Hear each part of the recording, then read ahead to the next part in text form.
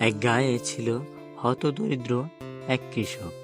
সে প্রতিদিন তার জমিতে হাল চাষ করতেন এবং সেই হাল চাষ করে তার জীবিকা নির্বাহ করতেন।